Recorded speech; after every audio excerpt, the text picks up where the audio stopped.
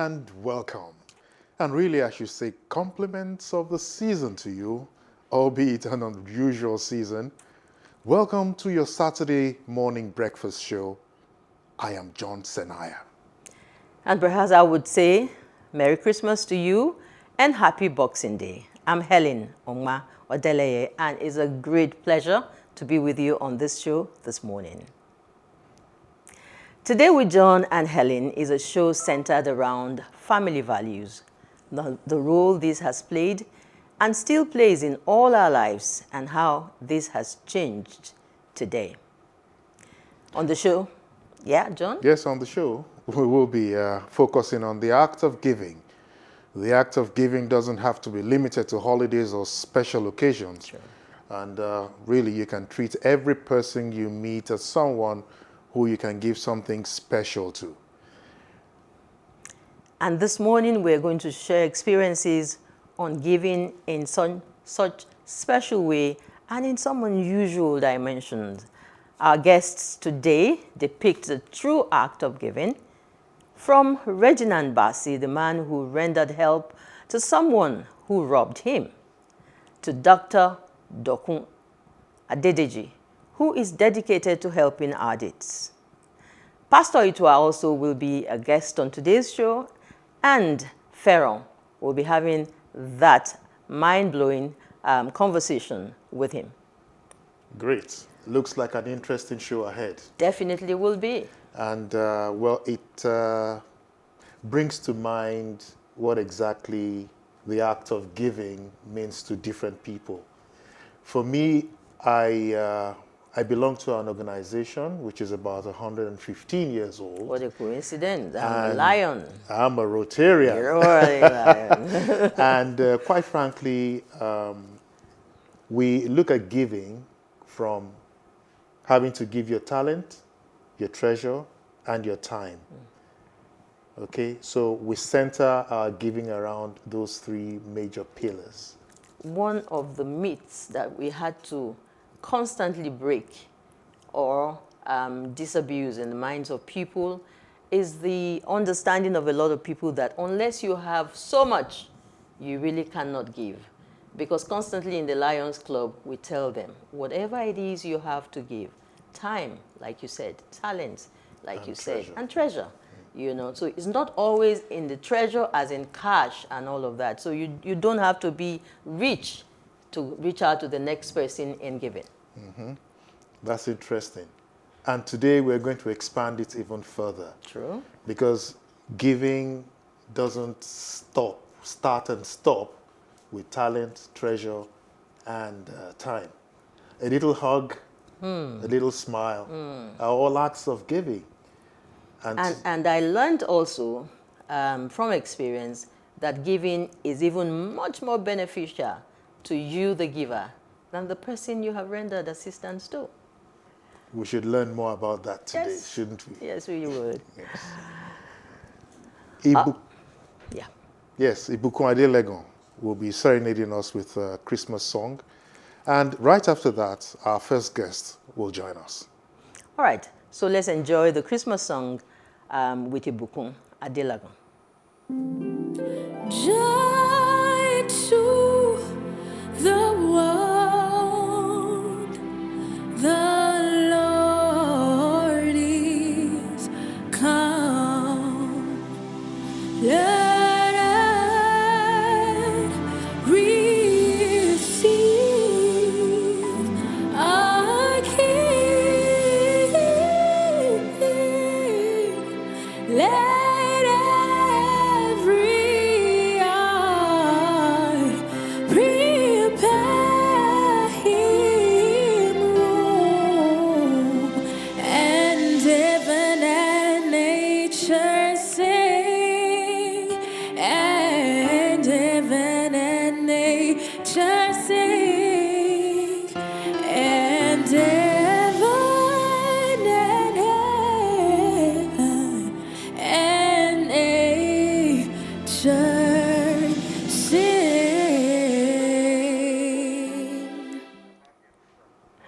Angelic, that was beautiful voice, rendering a special Christmas song for us on this special occasion today on Today with John and Helen.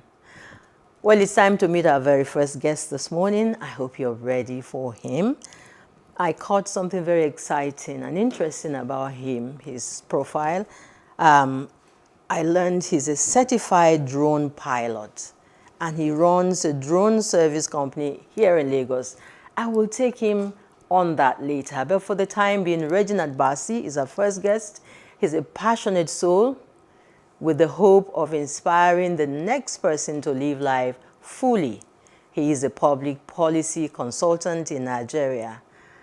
Mr. Bassi, it's an honor to have you join us this morning. Thank you so on much. The program. Thank you so You're much. welcome. Good morning, John and Helen. You're welcome, Mr. Bassi. Thank you so much. Yeah. Now, I think I should fire first. Go ahead. Yes. I've been itching for that all day. Now, Mr. Bassi, just could you tell us in a few minutes your ordeal with the gentleman who stole your phone? Interesting. So much backstory to it, but interestingly, I went to eat. I went to a restaurant to eat, and simple me. I left my phone on the table on the counter, on the table, and then went to pick my food. In all of 1 minute or 2 minutes, came back to my table and I couldn't find my phone. In fact, I didn't notice initially until I started eating. Then I thought to check on my messages and I couldn't find my phone. And I was stunned. What could have happened here? People are sitting all around, but then I chose to go to the back room to look at the CCTV. Wow. And that's when I found the person who had picked my phone. So I began the process of trying to locate the phone by logging into my profile, my Google profile on another phone so I could track it, because I leave my location on my phone so I could track it if it's missing. And I found the phone had already arrived at Tinubu Square. Wow. All the way from VI. So I got into my car and I tracked it to a street and I drove all the way down there, began to try and see, because I knew the person. I'd seen him when I walked into the restaurant, so I had his profile. Interestingly, I'd seen him earlier that day somewhere else in Victoria Island.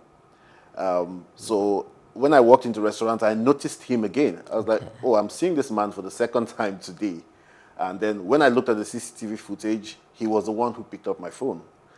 So I said, okay, look, this is not a coincidence. At all. So I had marked his face. So I went looking for him, but I couldn't find him that night. So that was what happened on that day. And then, of course, other things followed. Yeah. So, do you relate your encounter with him on this particular day as a mere coincidence? You said you had seen him twice. Could it be a coincidence, that is on the natural level? Or would you ascribe it to some measure of divine intervention? Tell us more about it. I think it was clearly, I had to acknowledge that as the Lord wanting me to do something about that situation. It was more than just my phone, because interestingly, I had seen him some days before at the church I attend. I'd seen him before. So when I was on my way to Ikoyi for a meeting that day, I saw him in Victoria Island. So I know this man. Then So he probably knows you. No, he didn't. He doesn't know. He Okay. didn't. But then I got into the restaurant and I saw him again. So twice in a day, but I'd seen him before. And then he happened to be the person who stole my phone. So not at that moment though, my interest at that time was how to retrieve my phone, because my phone is like my second office. So I carry a lot of information on my phone. So retrieving my phone was the most important thing to me, but also a bit angry that he would do that. So I was looking to making sure he's apprehended, and all that. So it was 2 days after or 3 days after. This was a Thursday. It was 3 days after that. It settled on me on the whole arrangement being divine. And I needed to respond to that. But before that time, did you get any feeling that the gentleman would have recognized you before striking? Like, I was he didn't- trailing you, kind of? No, I didn't get that sense that he was, because he saw me when I walked into the restaurant, but he didn't recognize me. I mean, so we looked at it. I mean, so he wasn't. I just saw him. I know him, but he clearly didn't know me because, of course, where I'd seen him before is quite a large gathering, so it's not something that you would easily pick out persons and recognize them. So I knew he didn't know who I was, and so I didn't feel he was trailing me or he had some, spurious, thoughts. So between the time he picked your phone and when you eventually retrieved it, what happened? What happened? You know, the rapport between the two of you. Yeah. And were you able to find out, like, why did he pick your phone? Yeah.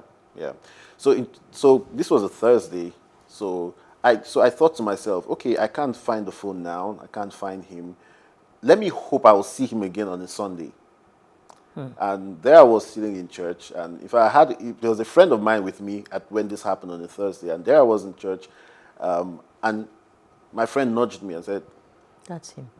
"Is that not the same man?" And I said, "Oh my goodness, that's him." And so I waited, and then later, just before the service ended, I went to the police, who usually come on Sundays to make sure that everywhere is safe. And then I spoke to them about it. So they went in, the ushers called him out, and he came out.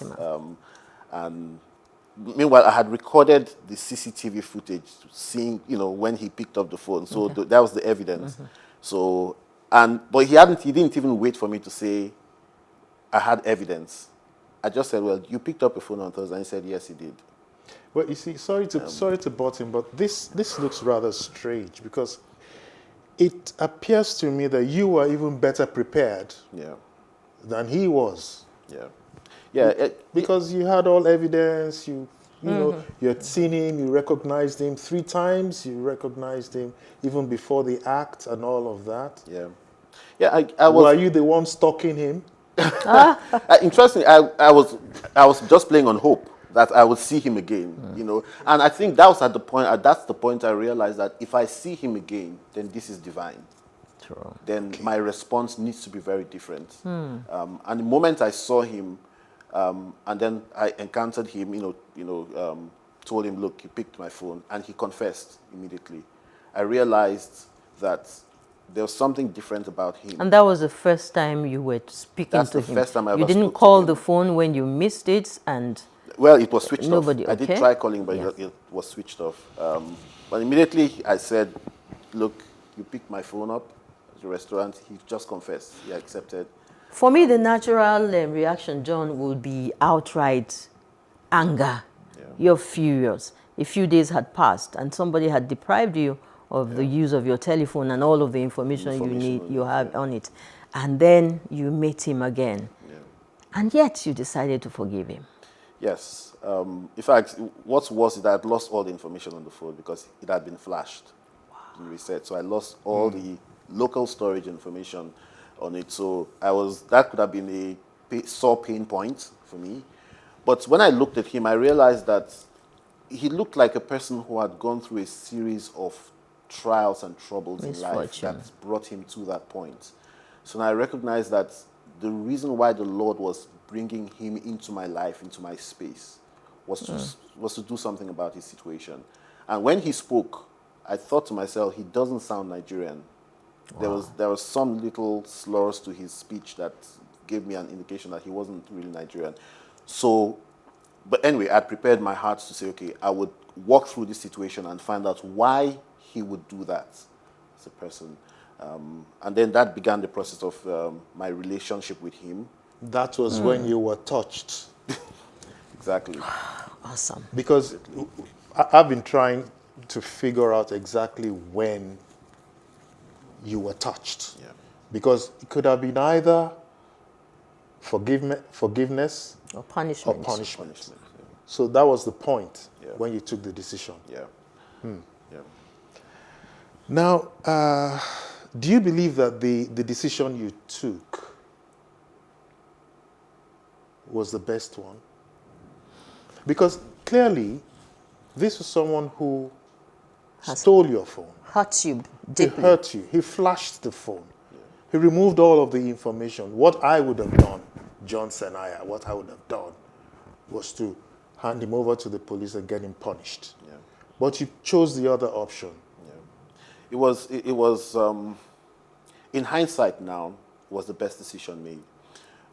Because it was also a messy situation when I got into it, because he was Messy. involved in drugs, all kinds of other illicit stuff. He was sleeping on the road, on the bridge. So it turned out to be a revelation of messy things, details, and all that. But again, I realized that the series of events that led to that were divine. And I couldn't just walk away from that situation, particularly when I realized that he wasn't Nigerian, and I wanted to know the story that brought him there. You know, and when I began to go into that story, and I found out this was a person who had experienced an absolute moral breakdown, to a point where he had lost everything, and he was on the streets, and he was losing his mind at that point. So the actions were not mentally processed from a mind that is, put together. I knew that, life had happened to him, and I was able to begin the process of walking backwards to find healing for him, and get him to be restored to not just the community I belong to, but the community he came from, because he had a functional community in Lagos, and that's also that. And as that happened, he began to respond to just that development, to show that he was really a good person. He was really a person who had a means of livelihood, and he had a family, he had a background, and all that came to the fore. And his life just took a dramatic turn. And that was just... Because I was actually going to say that I sincerely hope that he, at some point, appreciated or still appreciates that he's been given a gift of a second chance. Because that clearly was the message that you wanted to pass across. That was the the service that came across as what would be appropriate for you to give. But John, do you know that gestures like this, at some point, you just need to do what you need to do. And your concern is not so much in whether the other person recognizes or appreciates. You have done your bit. How do you feel right now? Yeah, and where is he? How is he faring today? Well, he's doing well. But to the first part of the question, he's again, you have to first respond to the impressions in your heart, the leadings within you. That's the first point, and then hope that the other person responds. But I believe usually that if the Lord places a burden on your heart, it's because He's prepared every other thing to respond to that. And that's what happened. He responded so in ways that baffled me, and I later realized, he had a family in Europe. He had 2 grown-up kids, a wife. He got himself into a messy situation, and that led, to him going to jail, coming out, and all of that. So, but today he's back in his country, in Congo, restored to his family. We are still in the process of trying to get him to reconcile with his family.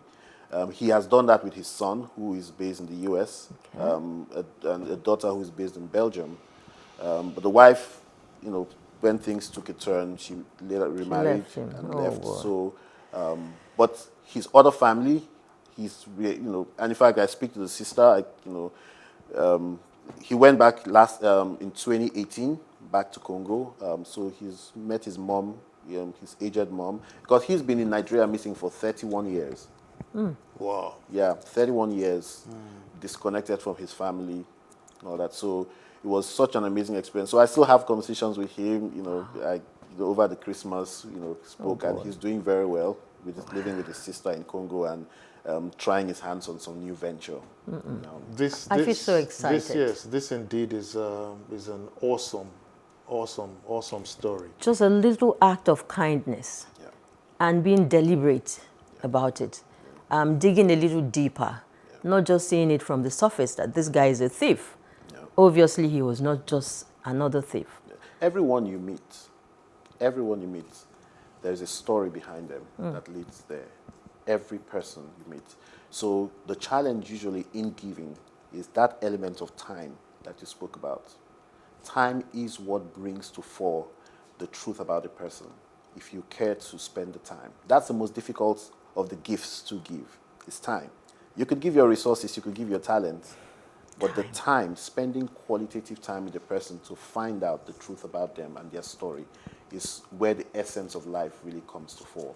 And that was the value for him. And he keeps talking about it that, the fact that I could talk to him, what he didn't have for many years, made him realize that he was still human, and all hope wasn't lost for him. What's his name, by the way? Well, his name is Olivier. Olivier, because Olivier, I'm yeah. thinking we have millions and trillions and thousands of Oliviers all around us. Yeah. And how do we identify them? For him, he picked your phone. It could be different stories for a lot of them that we see around our environments, in Absolutely. the churches, in our workplaces. How do we identify consciously so we can give them time and help the way you have helped? I think, I'm not different from the many of us who are dead in our emotions around. I had to be shocked. Dead in our emotions. I had to be shocked into the reality that someone else needs my attention. He stole my phone. If he didn't, I probably would pass over. Yeah. But from that experience, I've learned now to be sensitive to the people around me. Mm-hmm. I'm driving and I see a mother with kids on the roadside begging. I do not just give what I have. I ask questions. Why are you here? What's going on? Interestingly, I spoke with one a few days ago just to hear the story again. And it's just amazing what life throws at people that brings them to the point where they are. There is always a story. And if you care to listen, that might be the difference in their lives. If you care to listen. Care to listen. And indeed, if you're patient enough to observe, even, yes, we know that you have an advantage of being a specialist in drones. Okay. So, Thank you for bringing yes, that. back to the issue of the drones. Anyway, was it anyway Well, I mean, linked to this act of giving? no, so not much at all. I mean, forgiveness. Yes, I'm pretty passionate about technology, so I've always tried to leverage new technologies to make my life more efficient or productive. And it's one of those things when I got a farmland and I thought, okay, how do I monitor this large portion of land? Wow. So I acquired a drone and built the passion and the interest over time. And people started asking me, oh, can you use this? Can you do this for me? And so I thought, okay, this was a great opportunity. So I went and I spent more time learning about the technology, immersing myself, getting certified. And then, so I do that now as a business here in Nigeria. Yes, and you're actually an asset to families, Yeah. all the families we talk to. Yeah. This is a program that, concentrates on family values, relationships and stuff like that. And I'm sure that our viewers today have, taken away a lot from, how to imbibe some of this, into their family values. I have a favor to ask of you. And simply that favor is please build a community of people who have time to listen to the stories of a lot of our young, especially the young ones around us. Yeah. We must find time to listen to them. Help us build that community so we can, move faster in the path of development and be more humane. We're so bottled with our individual challenges and problems that we can't phantom giving a minute extra to the next person that we find. Thank you so much. Thank you For what you've done. Yeah. We appreciate you, and thanks for being on the program today. Thank you so much for the opportunity. Thank you. Thank you so much, Mr. Reginald Bassi. Right. And I hope that you've noted that our doors are open Oh yeah, sure. for you at any time. And even other members, of our huge family that we are building up on this program today with John and Helen. Please, if you have any, stories such as this that you want to share with us, our doors are open. We'll be here to listen to you and share. Plus TV. All right, thank you again. Thank you so much. Okay, John, Yes. we're moving on to the next segment. Yes, we are. And quite frankly, it's a beautiful thing to remember it all of the time. To remember that when you give to another, you actually give to yourself. True. Our next guest, Dokun Adedeji, joins us right after this break. Please don't go away. Thank you. Thank you.